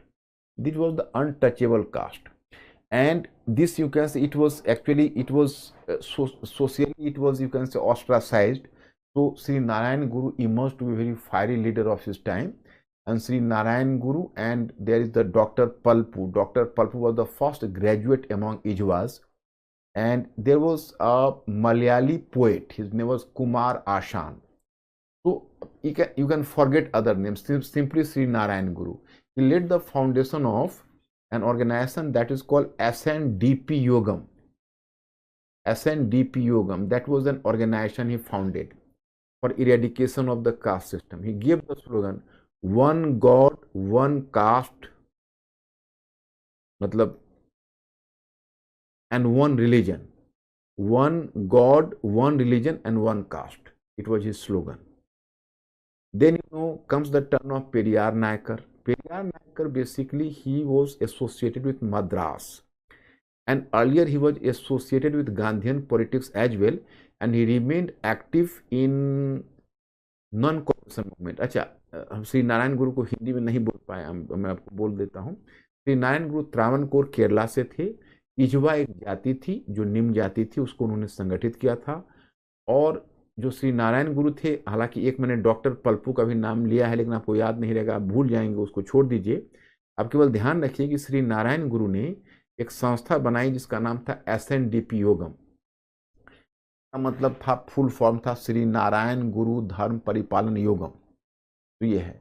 Periyar Naikar Madras से थे, वो Gandhian politics से जुड़े हुए थे, असहयोग आंदोलन में गांधी के सक्रिय रहे थे। But in 1924 basically he developed a sense of repulsion to the Brahmanized policy or pro-Brahmanic policy of the Congress, so that he got dissociated from the Congress, and in 1925 he started a new social movement that is known as self-respect movement.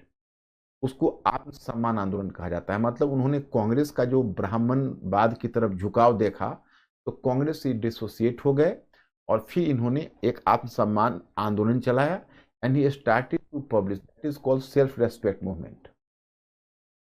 Self respect movement.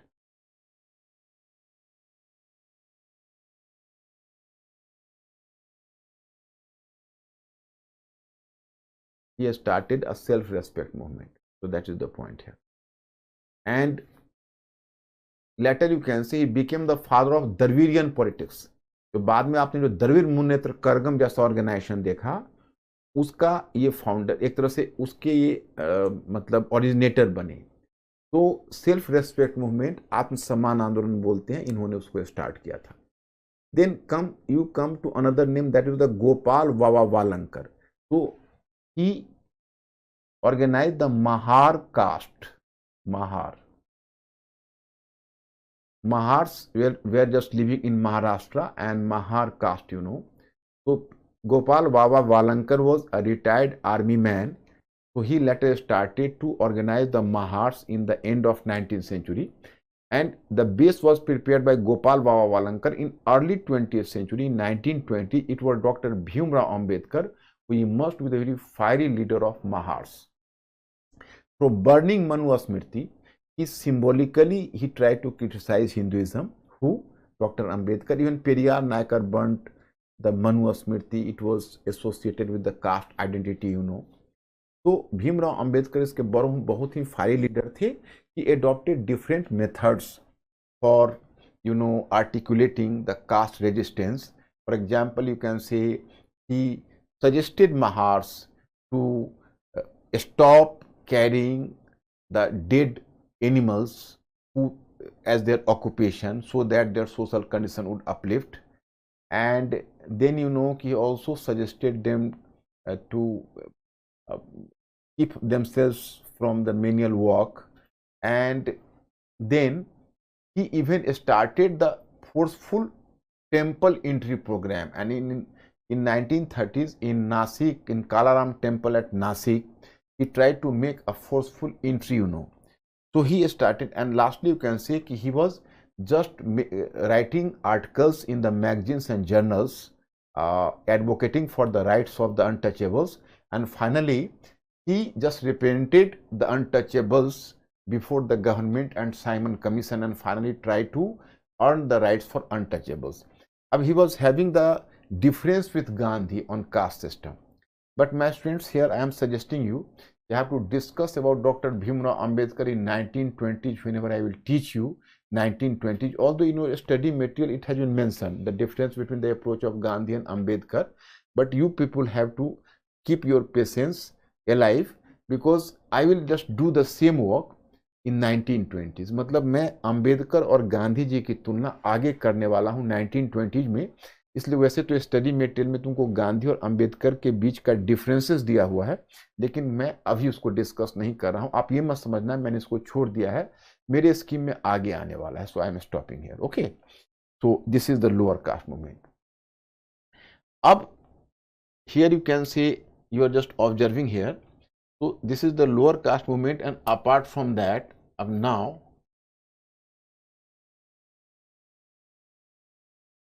one specific trend, visible trend is here, you know, one specific trend is this one, the lower caste movement and women reformers. So another trend I have to, women reformers.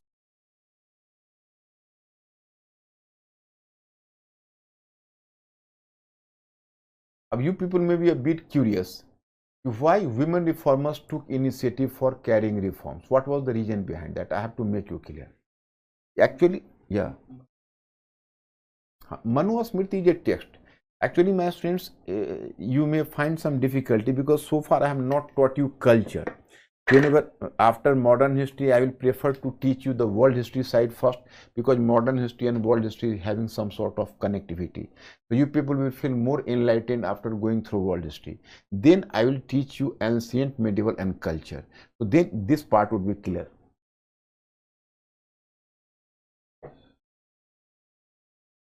Main aim of social reform movement was to eradicate the social evils and to develop India as a nation. Basically, our reformers were nationalist in their approach. They tried to develop India as a nation, but they believed that so far as India was socially divided, India can never emerge to be a nation. मतलब एक चीज आप लोग गांठ बांध लीजिए, समझने में कहाँ परेशानी हो रहा है, I don't know. Topic abstract है, लेकिन मैंने अपनी तरफ से पूरी कोशिश की है कि आप लोग समझ जाएं। देखिए, जब इसमें कहाँ है, मैं फिर एक बार रिपीट कर रहा हूँ, राष्ट्र बनने के लिए, नेशन बनने के लिए आपको एक होने की फीलिंग होना मांगता है। लेकिन आप सोचिए, कोई अपने को हायर कास्ट का बोलेगा, कोई लोअर कास्ट का बोलेगा, हायर कास्ट के लोग लोअर कास्ट को टच नहीं करेगा, जो पुरुष हैं, जो मेल हैं, वो महिला को दबाएंगे, एक रीजन और दूसरा रीजन आपस में संपर्क नहीं करेगा, तो आप राष्ट्र कैसे बनेंगे? तो आपके रीजनलिज्म को कमजोर होना मांगता है, सोशल आपको सोशल डिवीजन को कमजोर होना मांगता है, जेंडर डिवीजन को कमजोर होना मांगता है, और वही काम तो रिफॉर्म मूवमेंट कर रहा है। तो आपको राष्ट्र बना रहा है, और आपके जो रिफॉर्मर्स हैं वो नेशनलिस्ट हैं। पहले आपका जो नेशनलिज्म है वो सोशियो कल्चरल फील्ड में मैनिफेस्ट किया है, और जब ये सर्जरी इसने पूरा कर दिया है, तब आप राष्ट्र बनने की तरफ गए हैं। अब I am repeating in English, actually there should never be a confusion. Keep one thing in mind, to be a nation you need a sense of belonging to each other, and that is possible when the divisions would be weakened, social division, gender division, caste division.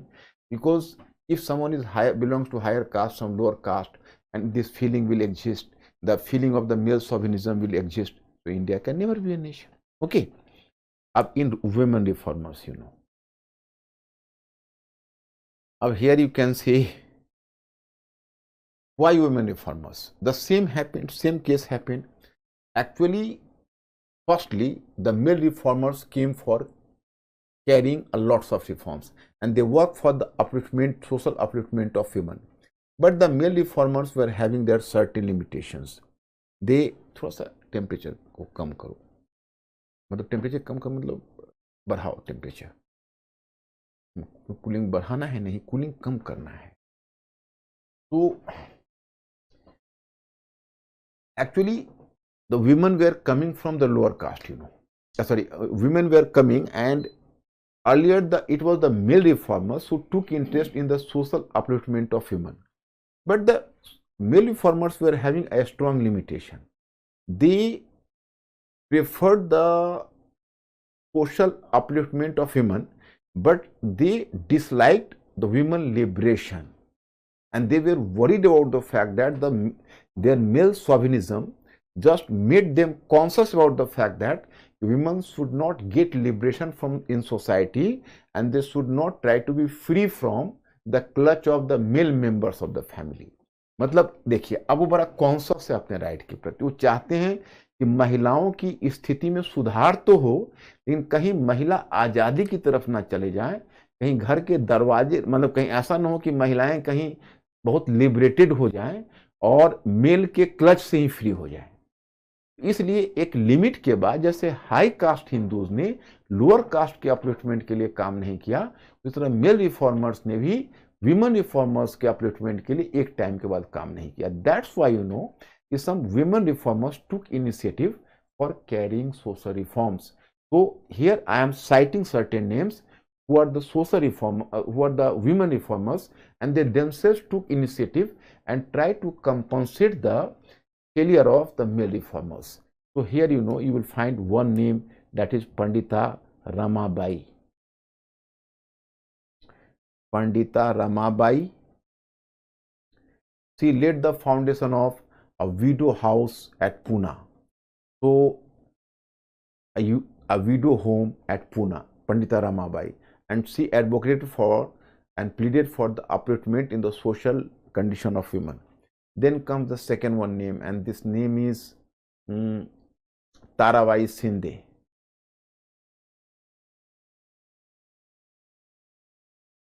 She was a woman from Maharashtra, and she got education at your own home through self initiative and through, you can say, self effort, without going outside. But after getting education, she got enlightenment, and then she composed a text. The name of the text was Istri Purush Tulna, and in this text she raised the issue of equality of male and female. मतलब ताराबाई शिंदे महाराष्ट्र से थी, उसने खुद education प्राप्त किया था, खुद शिक्षा प्राप्त की थी, और फिर शिक्षा प्राप्त करने के बाद उसने एक बुक लिखी जिसका नाम है ताराबाई शिंदे का स्त्री पुरुष तुलना, उस बुक का नाम है। And third one that is Begum Ruqayya Shekhawat. Ruqayya Shekhawat. Begum Ruqayya Shekhawat, she did for and she worked for the spread of women education. She laid the foundation of some school at Patna and Calcutta, girls school for Patna and Calcutta. मतलब बेगम रुकैया शेखावत है, उसने महिला शिक्षा के विकास में काम किया और पटना में और कलकत्ता में स्कूल की स्थापना की. Then comes the name of begums of Bhopal. अब देखो भोपाल की बेगम है, उसने भी काम किया. They have just done the work and she also work for the education. She led the foundation of and you can say she established a girls school at Aligarh. So in this way you can say, and there was one you can say social reformer, women reformer, Subha Lakshmi. So she worked for the spirit of education in Madras. So in this way you can see certain women reformers themselves came on the fore. So these are the reformers. Now last point I have discussed with you, you know, that's all. That's all. The progress of nationalism. The progress of nationalism should be clear to you. Progress of nationalism. Progress of nationalism, I have already made you clear. India was divided into, India was suffering from gender, caste and regional division. So this, you can say, weakened the division and made India a nation, because India developed a sense of togetherness. So this is the progress of nationalism from the early period. I am just, you can say, from the first one lecture I am making this point clear. But at the second one point is progress of communalism. Up you can say, up suppose you can say, if you have to make a nation, up these are the people. Up depends ki what type of cement you are using. Up if you are using the wrong cement, a part of your nation would develop a sense of alienation. मतलब देखो, अब आपको राष्ट्र बनाना है तो राष्ट्र एक मकान की तरह है, उसमें आपको अच्छा सीमेंट लगाना पड़ेगा. अगर आप गलत सीमेंट का प्रयोग करोगे तो क्या होगा जानते हो, आपका अपने ही राष्ट्र का एक भाग, एक समुदाय होगा, कुछ लोग होंगे जो अलगाववाद को महसूस करेगा और वो आपके राष्ट्र की भावना को कमजोर कर देगा. उसको संप्रदायवाद कहते हैं. That is called communalism. What is communalism? I will discuss with you later. Communalism is having some sort of definition. I will make you clear what is the definition of communalism. This is the last one. I am taking 2 to 3 minutes, then I will stop my lecture, no problem at all. I can very well understand that it may be slightly today, it is a burdensome for you, but you have to cope with the lecture, cope up with the lecture. So here you find what happens in course of the reform movement. The Hindu reformers were making appeal to the glory of the past, glory of the ancient period. But my students, you can very well understand this problem exists even today. If we are talking about the glory of the past, you are just talking about the glory of the past, you know, and you are talking about the glory of the ancient India, the Muslims are missing there, because the history of Muslims are not associated with the ancient period. Their period starts from the medieval period, you know. So you have simply talked about the glory of the ancient culture, ancient India, but you have neglected the medieval history of India. It means you have just, you know, alienated the Muslims. मतलब मुद्दा यह है कि आप अगर प्राचीन काल के गौरव की बात करेंगे और मध्यकाल की बात नहीं करेंगे तो मुस्लिम अपने को छूटा हुआ सा महसूस करते हैं. On the other hand, the Muslims were trying to search their root in Central Asia and West Asia. They just tried to search the glory in the rule of Caliph in Central Asia and West Asia. So they started to look towards Central Asia and West Asia. So Hindus felt a sense of alienation. So unconsciously, this socio-religious reform movement created a sense of communal division between Hindus and Muslims. तो इसने हिंदू और मुसलमानों के बीच अनजाने ही सांप्रदायिक विभाजन को प्रोत्साहन दे दिया, क्योंकि मुसलमान अपनी जड़ पश्चिम एशिया और मध्य एशिया में खोज रहे थे, वेस्ट एशिया और सेंट्रल एशिया में, और हिंदू अपने एंशियंट के ग्लोरी की बात कर रहे थे और मेडिवल हिस्ट्री को नेग्लेक्ट कर। तो I think my students the thing may be clear to you. Mister Ankur, are they clear? Have you been clear about communalism, my students? Communal separation?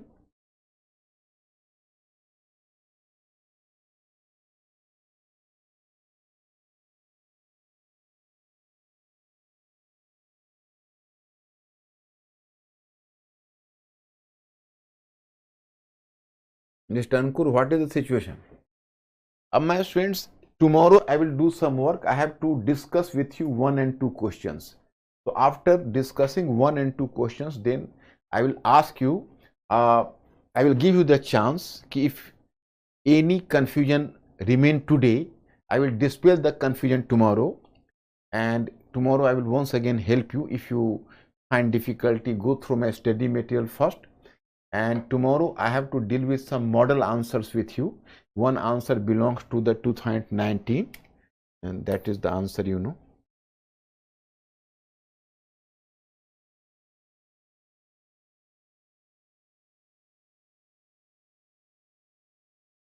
This one,